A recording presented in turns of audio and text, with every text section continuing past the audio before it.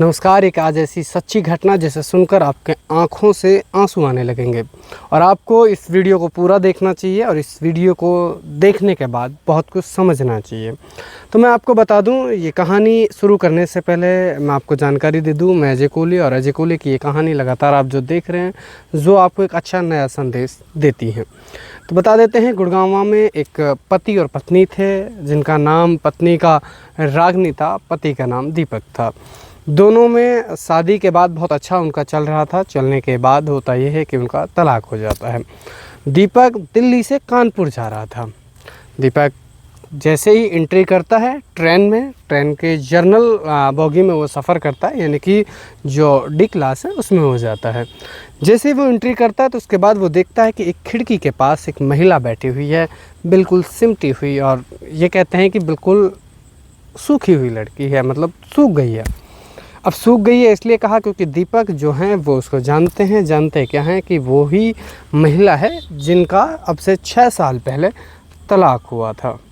और जैसे ही रागनी की नज़र से नज़र मिलती है तो रागनी अपनी नज़रें समेट कर साइड की ओर देखने लगती हैं। वो दूसरी ओर देखने लगती हैं, खिड़की की ओर हो जाती हैं। अब दीपक ने जब देखा तो दीपक से रहा तो नहीं गया, लेकिन दीपक ने अपने आप पे काबू किया और काबू करने के बाद उनकी सीट जो थी वो ऊपर में थी। तो पहले तो वो ऊपर बैठा रहा, फिर ऊपर बैठा रहा तो उसके मन में कुछ ख्याल आए, कुछ बातें आई कि क्यों ना आज जब मिला है मौका तो बात कर लेनी चाहिए।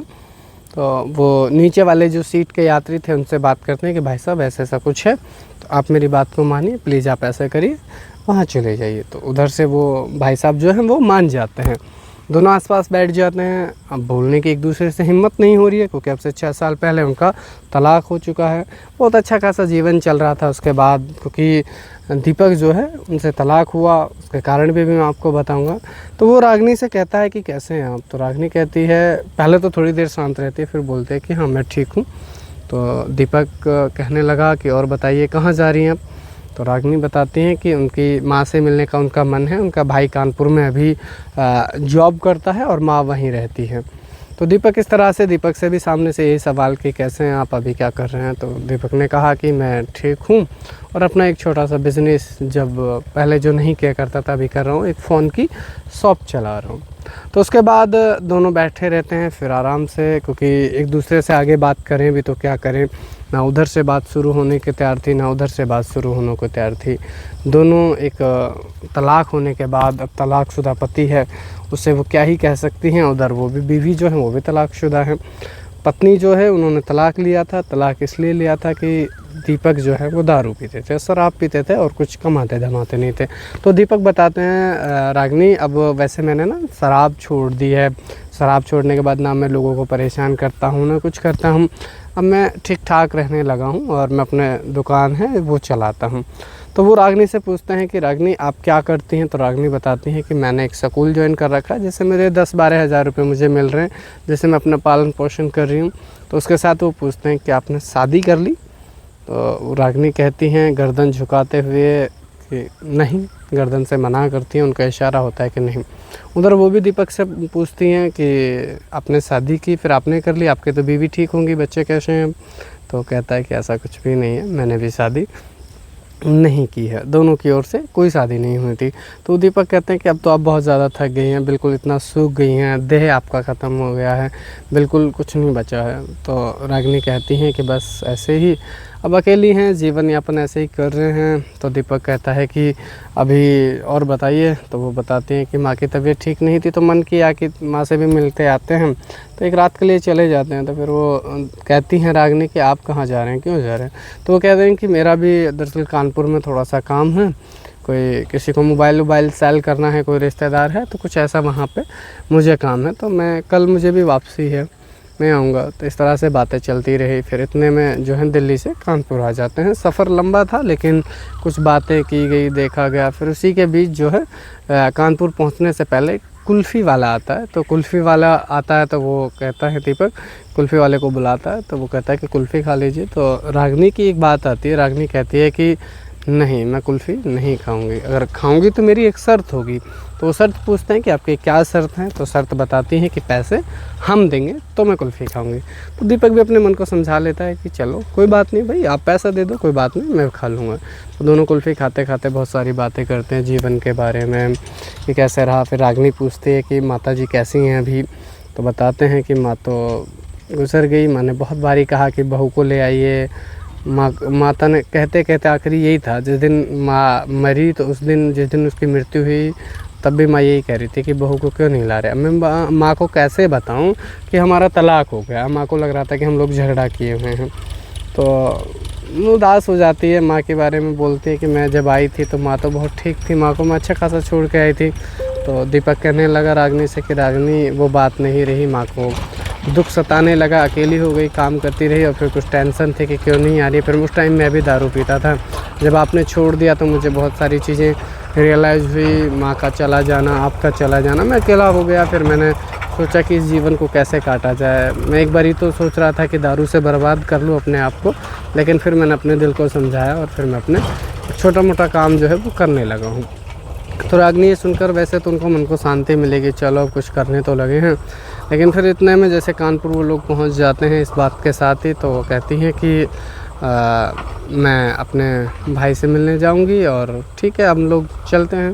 फिर रागिनी उनसे ये भी कहते हैं कि आप, तो वो कहते हैं कि हाँ मैं बिल्कुल कल ही आऊँगा। और दीपक कहता है कि सामने से कि देखो मैं ना कल का टिकट बुक कर ले रहा हूँ और जनरल बोगी से ही कल हम दोनों चलेंगे। तो वहीं वो कहने लगती है कि देखिए मैं जो है देखूंगी और मेरा कोई पता नहीं है, तो फिर भी अगर आप कह रहे हैं तो आप वैसे जनरल बोगी में तो जाएंगे नहीं, अभी आप पता नहीं क्यों जनरल बोगी में आप सफ़र कर रहे हैं। तो कह रहे हैं कि टिकट था वो वेटिंग का था, ये कुछ ऐसा था कि इधर का तो हो गया, इधर का नहीं हो पाया। तो वो कहते हैं कि दोनों टिकट मैं कर लेता हूँ चाहे कुछ भी हो जाए। तो उन्होंने इमरजेंसी एक ही उसके टिकट जो हैं वो कर लिए हैं। ठीक है, वो कह देता है इस तरह से, कह रहे हैं कि अगर नहीं भी होंगे तो हम लोग जनरल बोगी से चलेंगे। वो कहते हैं कि ठीक है मैं कल 8 बजे यहाँ आ जाऊँगी। वैसे रागिनी के मन में भी ये चीज़ें रहीं कि यार अब बंदा अगर इतना ठीक हो गया है तो चीज़ें, उनका बर्ताव, तो बहुत सारी चीज़ों में बदलाव मिला।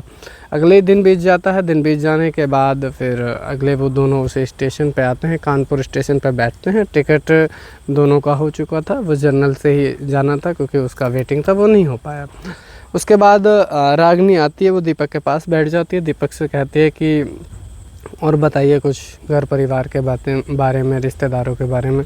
तो बस ऐसे ही, कुछ नहीं। तो फिर वो कहते हैं कि क्या 10-12 हज़ार रुपये में आपको अपना खूब जीवन यापन हो रहा था, तो क्यों आपने मतलब अभी और कुछ करने का कुछ सोचा है? तो वो कहती है कि 10-12 हज़ार है, उससे काम चल रहा है।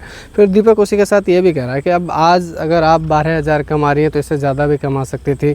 जब हम लोगों का तलाक हुआ था तो आपको 30 लाख रुपए देने की बात कही थी, कोर्ट के ज़रिए मुझे आपको 30 लाख देने थे, तो आपने लिया नहीं उस वक्त में, तो आपने मना कर दिया। तो बोली कि नहीं, अगर मैं 30 लाख आपसे ले भी लेती, उसके बाद अगर वो स्कूल चला रही होती तो मुझे उस दिन आज भी ये लगता है कि मैं आपके पैसों पे पल रही हूँ, तो मुझे ये नहीं करना था, इसलिए मैंने आपका पैसा जो है नहीं लिया। तो वैसे अगर रागिनी की बात करें तो वो थोड़े जज्बाती थी, जज्बातों में बह जाती थी।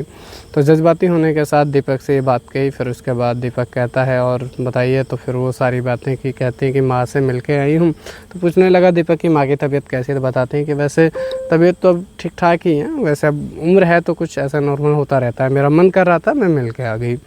तो सफ़र फिर से शुरू हो जाता है। फिर वो वापसी चलते हैं, तो गुड़गांव की ओर आ रहे थे। तो दिल्ली में वैसे जो है रागिनी को उतरना था, लेकिन जब रागिनी उतरने का, जब उनका स्टेशन आने वाला था, दोनों ही उतरने वाले थे, तो वो कहती है रागिनी कि वो कहने लगे कि आप जाइए, अब अपनी ओर जाइए, मैं अपनी ओर जाता हूँ। तो रागिनी का मन वैसे नहीं था बिल्कुल भी, तो दीपक भी चाह रहा था कि ये वापस ना जाए। तो ऐसे ही मन से कहने लगे कि मत जाइए। तो उसने कहा कि नहीं, मैं जा भी नहीं रही हूँ और अब मुझे दिल्ली नहीं जाना, मुझे आपके साथ गुड़गांव में जाना है। तो वो दोनों वहाँ से कैब बुक करते हैं और गुड़गांव पहुँच जाते हैं, जहाँ जिस सेक्टर में वो लोग रहते थे। जैसे ही कॉलोनी में एंट्री करते हैं तो वो 6 साल बाद का, वो उनका तलाक होने के बाद एंट्री करना लोगों में बहुत खुशी सी हो जाती है कि यार कैसे, और बहुत अच्छा ऐसा लगता है लोगों को। अब वो अकेला था कि आज उसका कोई सहारा जो है उसके साथ आ गया।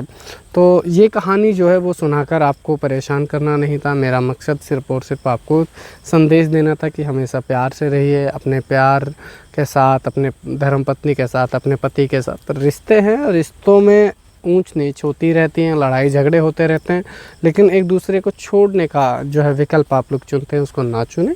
एक दूसरे के साथ रहें और एक दूसरे को समझने की कोशिश करें और रिश्ते को बरकरार बनाए रखें।